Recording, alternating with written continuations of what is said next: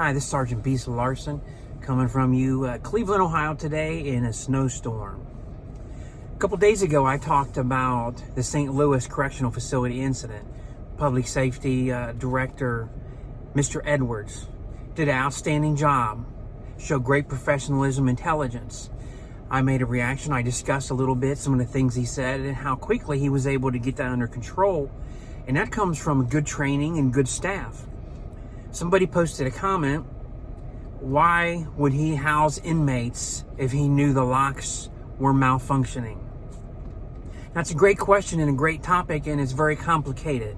It's not a simple this and that. It's not, you call a locksmith, they come fix it and you're done kind of thing. So I want to explain some definitions relative to the correctional environment. Now, the officers go by and they're checking doors, cell doors, closet doors, doors that are supposed to be locked. Now, here's some definition. Open. Open obviously means it's open, standing wide open. You can walk right in.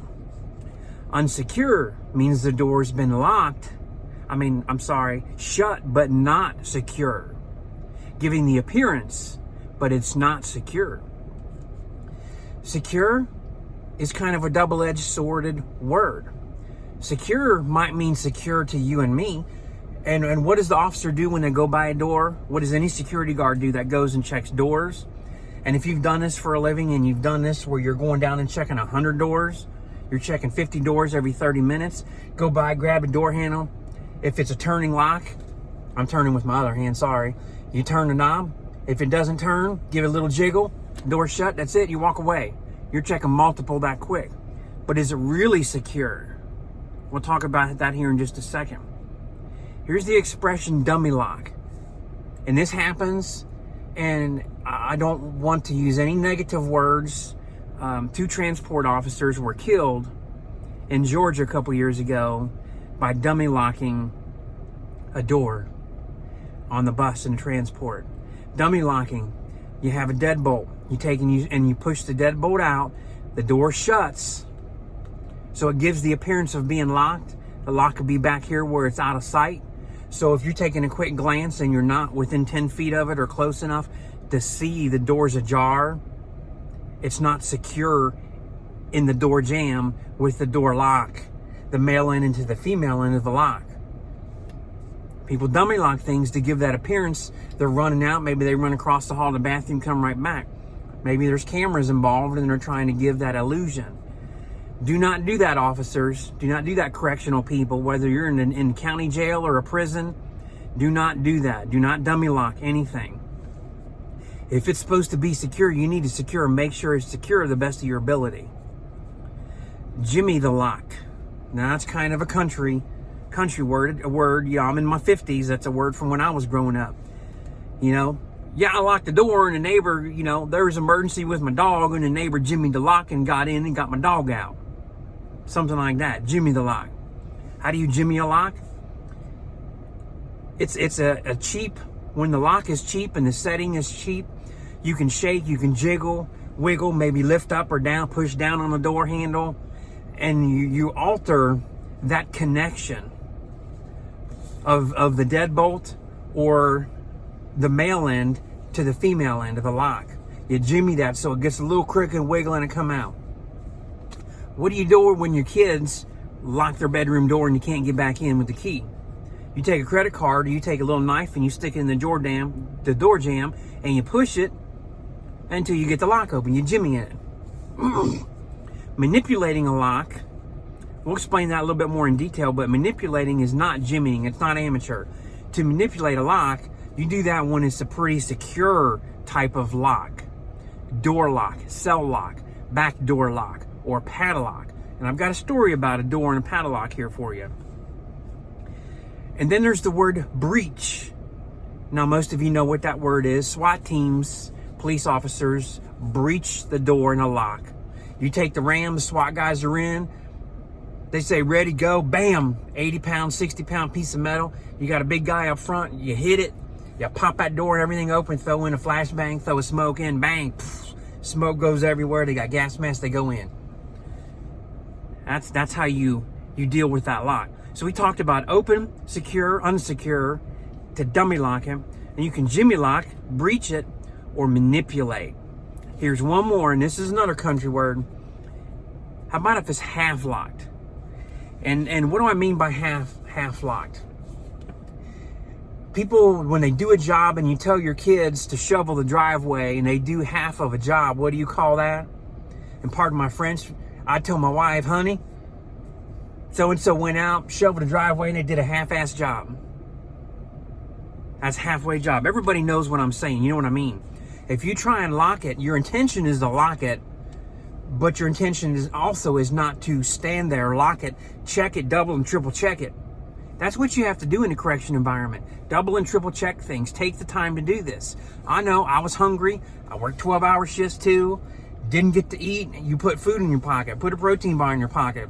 If something gets going, you need to make sure your locks are secure and your inmates are secure on the inside. Very important. It's another definition. Now, why do these locks get damaged? For the person that made that comment, I'm not going to mention their name or where they're from.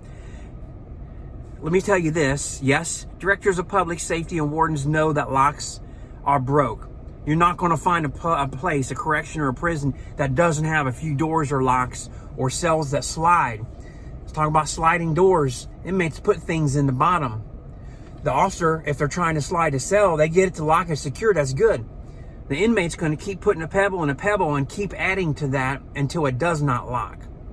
And I'm going to explain that along with the regular door shutting here in just a second. But how do these doors get damaged? And yes, the wardens, everybody, they know. Jailers, they know this. But it's not just called the locksmith, John Smith locksmith, come out every time you see a door and he'll fix it real quick. This is a prison, a correction facility. There's got to be clearance, checks, and things involved. You just don't make a phone call and they come in. They get locked because the inmates will sit and kick the door. They kick the door and kick the door. Yeah, it's a steel door, but if you kick on it and your cellie kicks on it and then you kick on it and he kicks on it and you keep alternating it, eventually you're going to cause just enough offset of a bend. I'm moving my hand slightly. You're going to cause some damage in there to the lock, to the door, to the frame. The integrity of that eventually will give in. The other way, and then this was common down there at the prison I was at in Georgia. When you shut the door, they put a t-shirt over top the door. Like this, in a GP. They want some privacy. They need to go in and go to the bathroom or they're going to change or something or take a little nap. But they don't want the door to be all the way locked where they have to bang on the door and wait for the officer to hit the buzzer and open the door. So they'll take a little towel or washcloth or t-shirt, put it over top of it, like this, and then they'll shut it. It shuts, it looks shut, it's flush with the wall. So visually you look at it and you say, yeah, that's locked. But if you go and grab it, it's not. It's about, 30 seconds of away from being secure, that lock on the inside, they can open and shut it again. When you continually do that, and when we change the GP rule where they can all be out and the doors all be open, not just one range at a time, but all four, top and bottom, both sides. The warden had us, we were writing a lot of disciplinary reports, the little paper citation for people that were damaging. Everybody that put something in there and shut the door, we'd write them for damaging. And then after overwhelming number of them out the first week, things slowed down, and then it was, okay, well, we can't keep writing that much. We can't, we're killing a forest. We're not getting anywhere. They're still doing this. We had to approach that in a different way. But that'll happen. Inmates are going to always slam the doors. They're going to always slam and physically abuse things, not enough to cause instant damage and you write them up for it, but they keep doing it over and over and over again. If you keep walking by and flicking a house plant, what's going to happen? Eventually, you're going to bruise everything like a banana. You're going to damage it. So it comes over time. So you can't blame a warden about things being broke when the inmates are continually trying to do this systematically. If you watch Jurassic Park in the beginning, they talk about the velociraptor and he's like amazed. They're systematically testing the fence for weaknesses. That's exactly what inmates do. And that's exactly what I said when first Jurassic Park came out many years ago. I told my wife that. That's how the criminals do. Systematically challenge the integrity of a system. Okay. Officers, this is very important. When you find damage or a problem with a door lock, door jam, Put it on paper, make a report, however you do that. Draw a little sketch. You can't just write down, A1, cell 105, door doesn't lock. Write that down in that simple. Then when the maintenance comes to check it first, because there's a maintenance department going to check before they spend money for the outside. If you draw a picture and explain it in more than one sentence, make a couple paragraphs, take your time, then the maintenance guy has a better idea to say, hey, okay, if he does this and that, then there's a problem. And then when he tries to fix it this way, it doesn't work. So through process of elimination, the maintenance guys, they're mechanical, they'll systematically try and fix this. So here's a problem that the wardens and jailer superintendents, all of the leaders face, is officers don't explain, so they don't know how to fix. But then, because they're the boss, they get blamed for unsecured doors or broke doors, but the officers aren't doing their part to help. It's a team effort. Okay. And in wrapping this up, my last point, I had to write some notes on here because I don't want to miss anything out, and I'm going to tell you a story about an inmate we had. Now, fixing this, when it can't be fixed by maintenance, and there's several things, and I identify, hey, yes, there's a whole pod, there's a whole dorm, there's a whole whatever as a problem. It's not just pick up the phone and call the locksmith, as I said before. Here's the issue coming in. And this is what the taxpayers need to know. And people that question, why did they let this happen? Thousands of dollars to fix. Lots of money to fix. They need to identify, they need a list of things. They also need to get it approved budget-wise. The prison I was at in Georgia, Hayes State Prison, went through where all of a sudden, all these locks, the inmates figured it out. They were manipulating. They were able to get out, and things had to be changed. So a whole bunch of fencing came in, locks came in, and you know what? It wasn't just calling a locksmith. It was over $2.8 million, $3 million fix. Now that's another problem. So before, as a taxpayer and the citizens, a group, go and blame this insecurity, I'm explaining this, in a nice way. This is a complicated issue, and it starts from inmates. As I wrap this up here now, it's snowing out here. It's a blizzard. When a dog is outside and you let them out to go to the potty, and they've been out there, and you're cooking dinner, the dog gets to the back door, you don't let him in, what's he gonna do? Starts scratching, starts jumping, starts freaking out. You can make everything secure today in this prison, but if you're housing 1,000, 2,000 inmates, out of those, I'll just say 1,000, you're going to have more than one. You're going to have more than 10 or 50. They're going to have that reaction, that human nature, I'm trapped. They're going to have mental episodes, emotional, physical episodes. Their medicines are going to change. We had a time where one medicine stopped. We had 200 inmates taking that by the third week, they were all trying to commit suicide, become violent and out of control. They couldn't help that.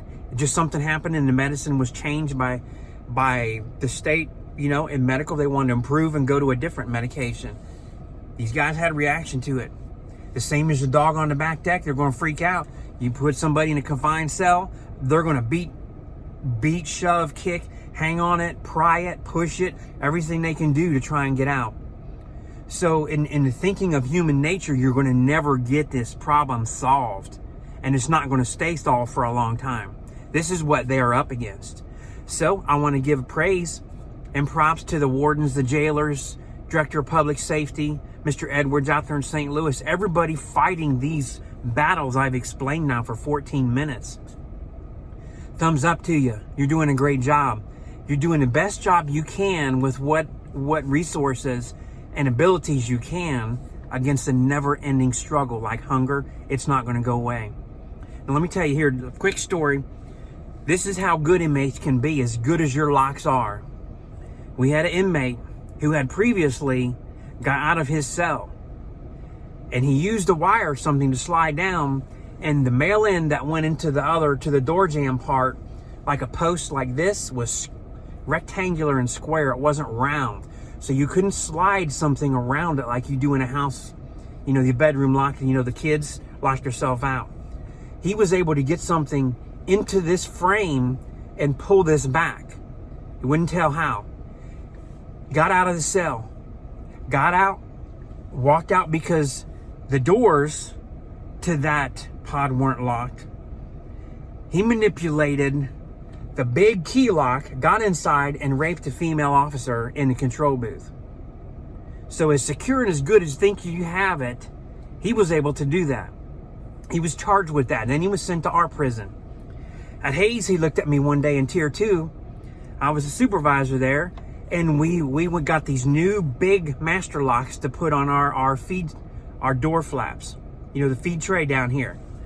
And if we weren't feeding, they were to be locked at all times. That was a warden's order, because we were having a lot of problems in and out, assaults, feces, urine being thrown, just incidents happening during feed off, and medicine call and stuff like that. So he said, "Hey, Sarge," and I said, "Yeah." And he said, "Put a lock on there. Come back in 15 minutes. I want to show you something." Now, these had a big key master lock, not the cheap ones. These were like the $40, $50 locks. They bought tons of them. I said, "Okay, I'm finishing up this. I'll be on the other side doing the same thing. And when I get all this locked, I'll come back." Inmate said, "Okay." So I go do that. I come back. And guess what I find? I find the padlock flipped unsecured. He had manipulated that with the feed tray shut and locked. He manipulated that. He also manipulated the door lock, the mail post that went into the wall.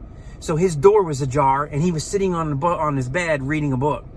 So I came in, I walk over, I said, "Are you okay?" I just wanted to get his response before I opened the door. Had an officer with me there. I wasn't alone. And he said, "Yeah, I'm fine. You can come in." So I opened the door and looked at him, and he smiled, and he said, "Neither one of them work." And I said, "What are we going to do about you?" He said, "Nothing. I promise I'll never do it again. I just wanted to show you." So I reported to my supervisors. Unit manager came down, talked to him, had a discussion, and he was never a problem. But that big padlock, he manipulated that in a door lock while I was on the other side. 64 inmates over there. 2-man cells, some of them. I went by, locked the top range, the bottom range, did it by myself, probably 10 minutes, came back. He had that master lock undone. I said, "What'd you do to use it with?" He said, "I flushed it. It's gone. I'll never tell." He said, "But it's an everyday common thing, and it's simple to do." And I said, "Okay." We went back and watched the video. You could see something come out from underneath the little crack of I hold my hand up, you can see the little crack under the feed. It came out like this. He just like a key, like a homemade key, popped that lock, and then all of a sudden you see something come out over here to the door, and then you see the door jamb coming and the door open ajar, and then that was it, nothing. We couldn't make it out from a dorm camera what it was, but he was able to do that. So this is my input about the struggle for the security and integrity of locks in a prison, all locks, but the efforts being done by staff and management to overcome this trouble and keep it in check. And if you look at the news, you go back and you Google over the last year, there's been a couple incidents. My buddy Frank told me about an incident, an officer severely injured a couple years ago. Yes, it's happened. It's going to happen again, unfortunately, because they're professional criminals. They're professionals at manipulating locks. They don't get caught by their fingerprints. They don't get caught by the evidence. They're very meticulous. They get caught by their friend snitching on them because their friend gets in trouble. So no matter how good a criminal you are, murderer, serial killer, serial rapist, you can defeat the evidence and the detectives, but you can't beat your buddy that's a snitch. And when they snitch, and you're busted. Simple as that. If you like this video, hit the like button, hit the share. Don't forget to subscribe.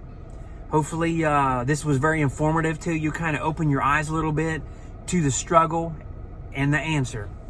It's a constant work in progress. Thanks, everybody. Be safe.